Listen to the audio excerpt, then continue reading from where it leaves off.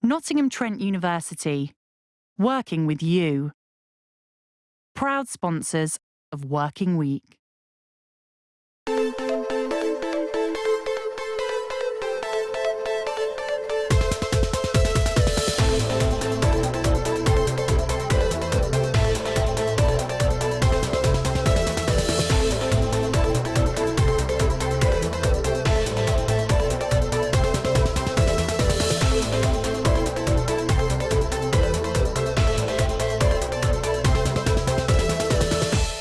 Hi and welcome to Working Week. And on this week's programme we'll be telling you how green energy is helping Nottingham's ice arena to produce all the ice.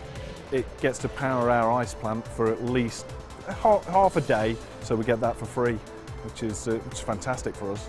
I don't know about you, I give my puddings girls names. Once you've seen this clip, you ain't going to be able to resist something to nibble. I'm sure that's not in the script. I've got Viennese Wells with white chocolate buttercream, and here we've got some apple cookies. And we've got the white chocolate mousse, which is one of our desserts that's served with a cranberry compote and a brandy snap on the side as well. And we'll be finding out more about how Nottingham is becoming the world capital of computer games. Slight exaggeration, but we're getting there. We're getting there. People come from across the whole world to discover new kinds of games, new kinds of ways to play here in the city.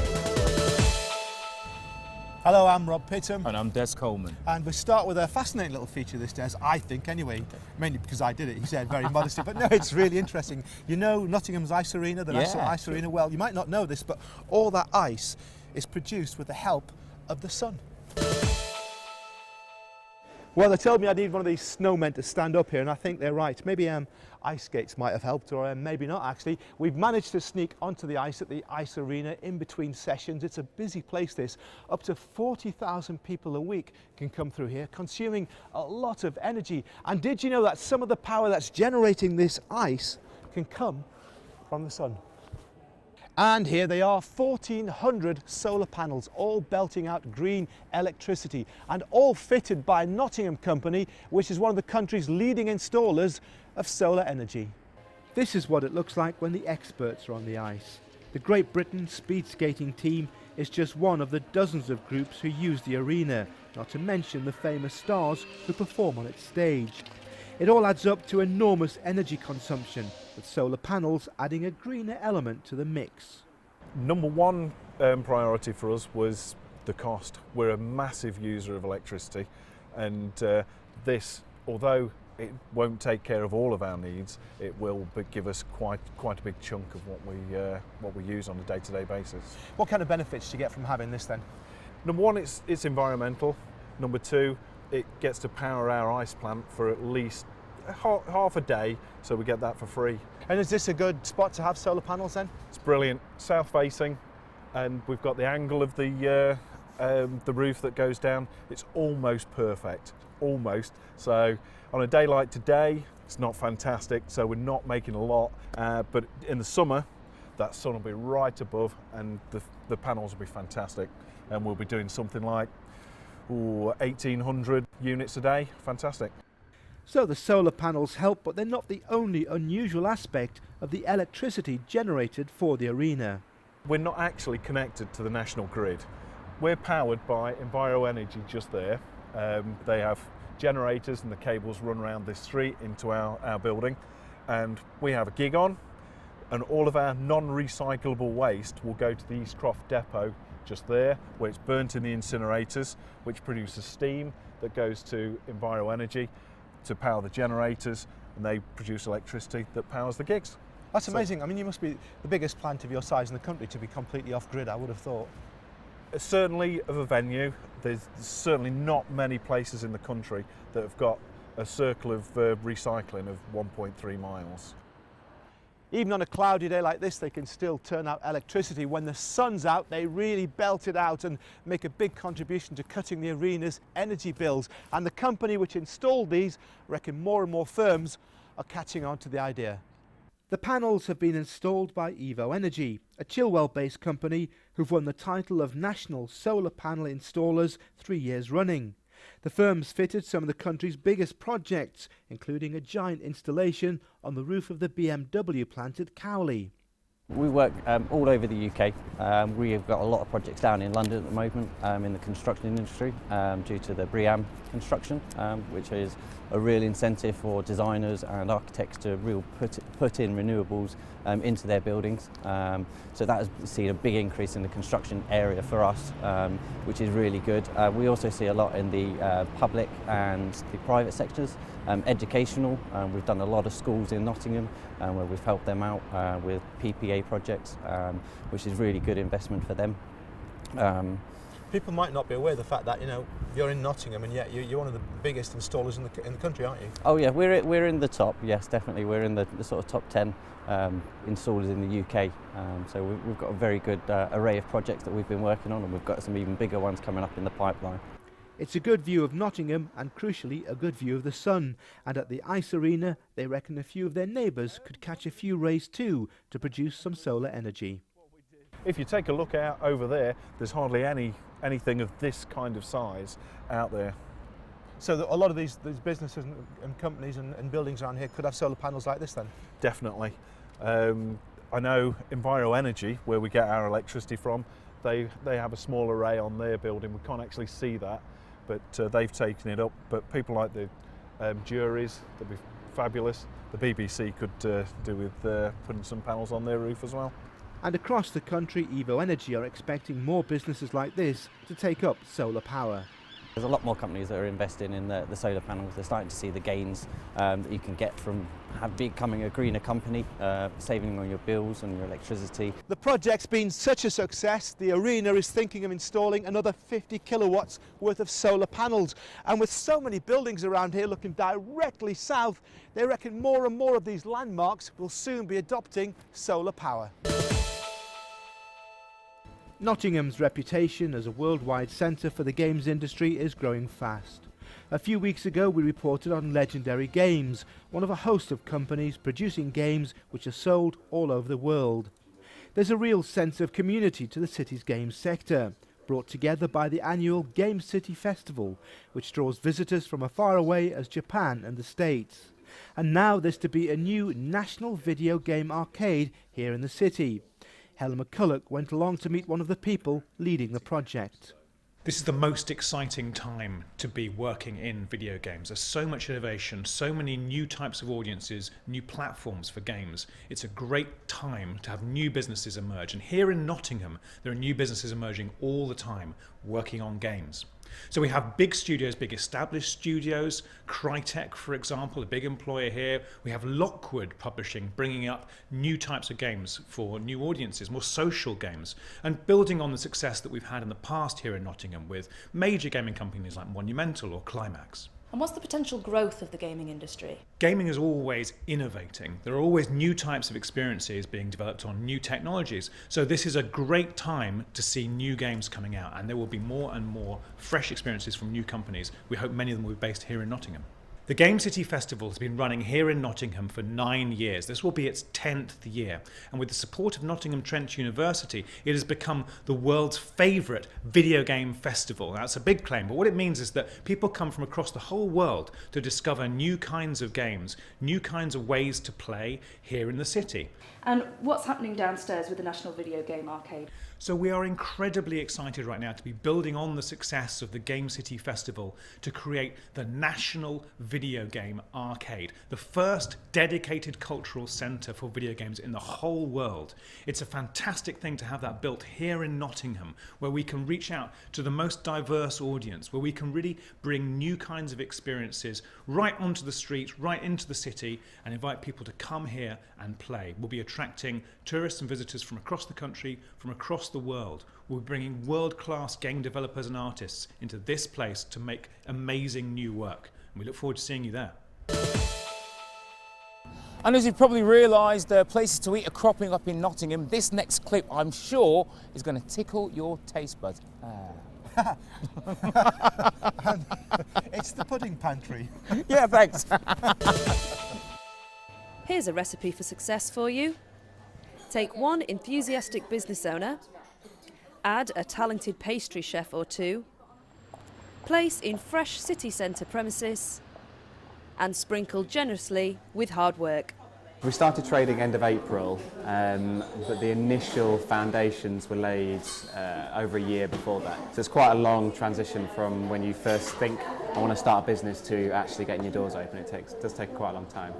The Pudding Pantry, just off Trinity Square in Nottingham city centre, is proving popular.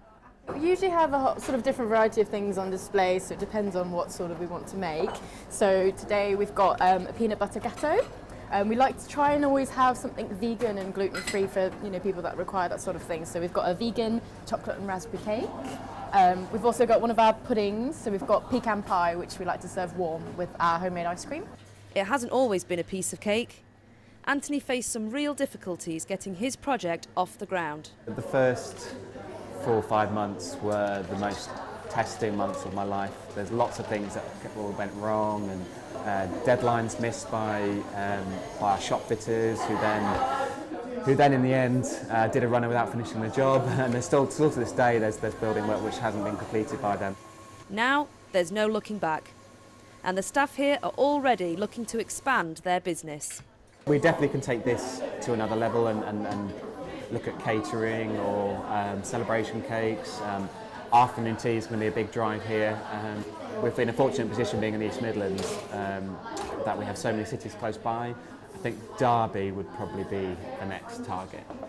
It's a homegrown business born out of Nottingham's love of a nice pudding. And they're hoping the Pudding Pantry will soon be tickling taste buds around the world. Well, that's it for the first half of the show. In the second half of the show, we're going to bring you tattoos. Again, we love tattoos. We love tattoos. And you may hear stories about bookshops closing down across the country, but we're at the Notts one, which is thriving. Nottingham Trent University, proud sponsors of Working Week. Nottingham Trent University, proud sponsors of Working Week. Welcome back. In this half, more on our obsession with tattoos. We'll be hearing from the professionals. I've seen vicars have tattoos in other shops that I worked at. And also the Notts bookshop that's booking the trend. Booking the trend. Get Yeah, it? You get it? Booking the trend. That's very good. Yeah. I think people do value their local community. I think somewhere like this, we're very fortunate to have a great community. People want their shops to survive. Well, buying properties, Des, as we both know, been burnt a few times, bit of a nightmare. But we've got some advice for you from Kate Faulkner, who's a national property expert based here in Nottingham. She held a drop-in surgery in Sherwood recently to answer people's questions there about buying a home. The housing market in Sherwood has caught Kate's eye, and as one of the country's top property experts, she's dropped into a local cafe to offer advice. So I'm in here in the lovely kiosk with Beth, who owns it and runs it. Hiya. And actually Beth's got really interesting property question today, because you're looking to buy, aren't you? Me and my husband are looking to buy, but we're both self-employed, so we've got a little bit of a problem. Ooh, so it's scary on the finance side. Yeah. So one thing you need to know is that actually what you need to do is access specialist finance. And the way that you do that is you need to go to a broker that's used to working with people that are self-employed. Yeah. The bad news is quite a lot of people haven't been lending on it. The good news is there are lots more people and lots more mortgage lenders actually now coming back into the self-employed market. So the good news is it's getting better, but you have to go to a broker and you have to go to somebody that's used to working with people that are actually self-employed. Next up, it's our very own Helen McCulloch, who also happens to be a first-time buyer. As a single person looking to get it by myself, it's the actual process of buying something I find a little bit daunting. One of the things I always say to first-time buyers is you're not buying for the next 5 years, you're buying into property for the next 30, 40, 50 years. So you want to buy a property that's going to hold its value at least and hopefully increase in value over time. Now, the whole trick with that is to actually getting the value right. When you go online, don't look at the marketing prices first, go into sold property price data. You can just click a button that says house prices, put in the postcode that you're looking at, and it will bring up all the prices that properties have sold for in that street for the last 15 years. Right. And if something's just sold off after the last few months, and that's sold for £100,000, that's fairly reassurance that it's right price. If they all went for 85, you might question that £100,000. So that, looking at sold property price data is a fantastic way to actually work out whether that property is being priced properly or not. I really want you to look into your crystal ball and really tell me what is going to happen. What is going to happen in the future? We have these things called sold property price data, and they're about 15. We've got about 15 years worth of data. So one of the ways that I forecast property prices for my properties is I go back to see what it would be worth in 2000, and I work out then how much the price has gone up over the last 15 years. Now, that's a good way of doing it because we've had a boom and we've had a crash. And in the next 20 years, we'll have another boom and we'll probably have another crash. So it's quite good data, and at least it's something to work with. So what I would do is go and find out how much property prices have gone up for the properties you own over the last 15 years. And then you can apply that forward. So say it's 5% a year, you can see how much they'd be worth in 5 years' time or 10 years' time. So if you've got everybody wants 3-bed houses, so there's 100 buyers chasing 20, prices will tend to go up. But if you've got it the other way around, there's 20 buyers chasing 100 of the same property, then you're not quite in as good a situation. Okay, thank you very much. That's very, very useful. Thank you. A busy session for Kate, and one thing she's learned: we all need advice when it comes to property. But whatever property project it is that you're carrying out, there are 3 essential things to always remember. The first of those is get your finances straight. You have to understand what you can really afford. The second thing is, when it comes to property, you will always have to compromise and you have to remain practical at all times. Now, the third thing is probably the most important thing to understand, and that is that you have to work with the right companies who have the right level of expertise to make sure that your property project is a true success for you. And in Britain's cleanest city. Hey, oh, that's the sign Like up that. there, isn't it? Yeah, very smart. Yeah, maybe that explains why house prices in Nottingham are said to have risen by around 10% over the last year. But we've been asking you, how on earth anyone can afford to buy a house? It's quite unrealistic for people of our age unless they get left a lot of money to get a house, basically. There's not enough money to go around, so I'm just struggling. We're having difficulty moving. I don't think the economy is quite as well off as the government are making out, to be fair. I don't think that people should be relying on inheritance in order to put down a deposit on a house. Price is just going up and up and up, never coming down. I'll be at home when I'm 50, I will.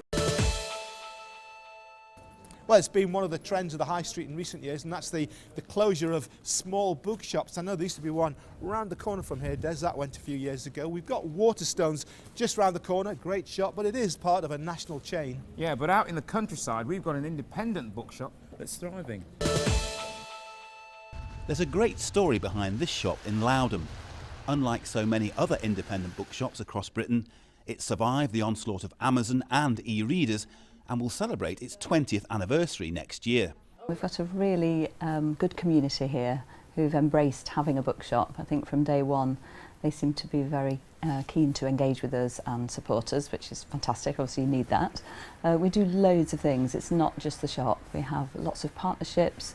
We deal with lots of schools. We have quite a thriving school supply business. Figures released last year suggested that fewer than 1,000 independent bookshops remain on Britain's high street. Becoming a focal point in the local community has been a crucial factor in this shop's success.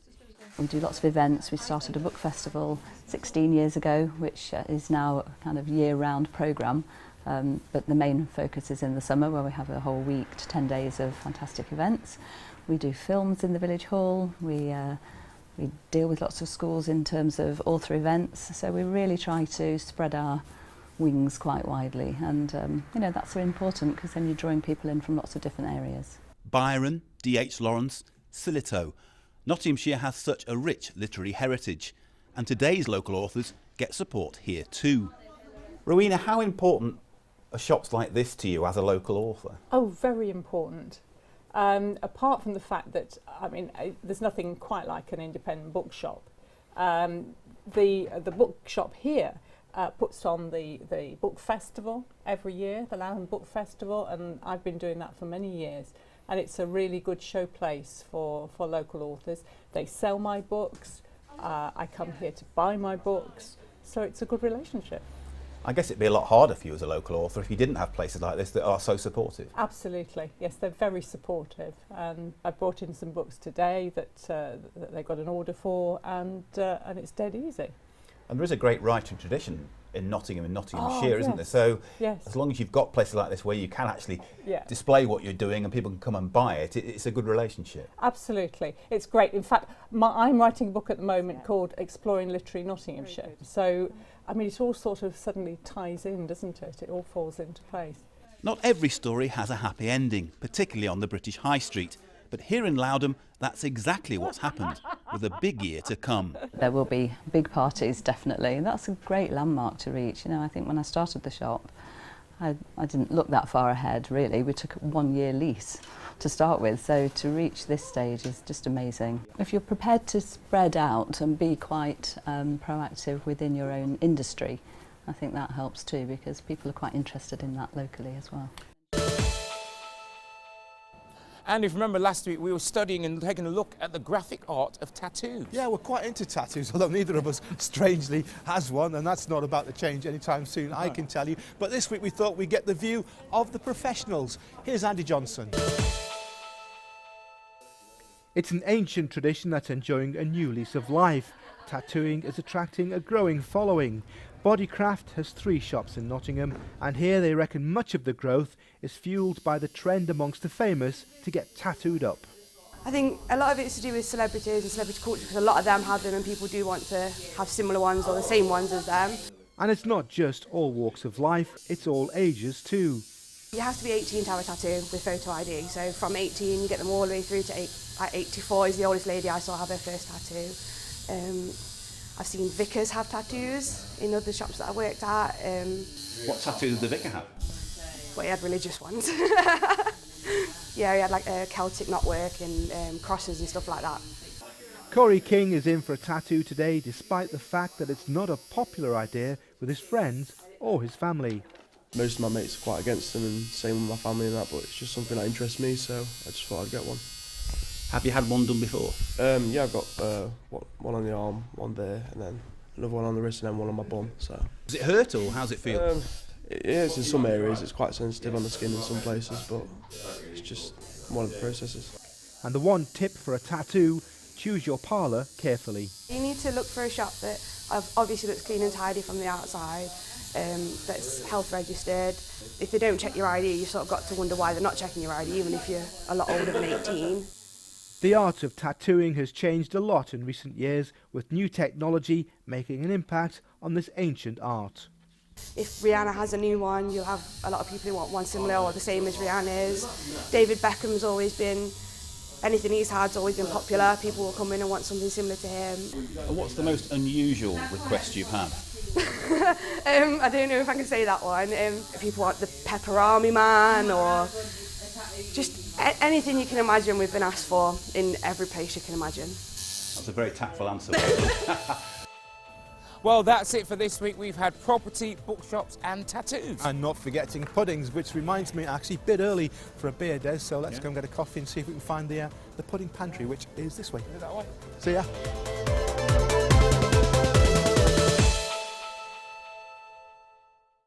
Nottingham Trent University, working with you. Proud sponsors of Working Week.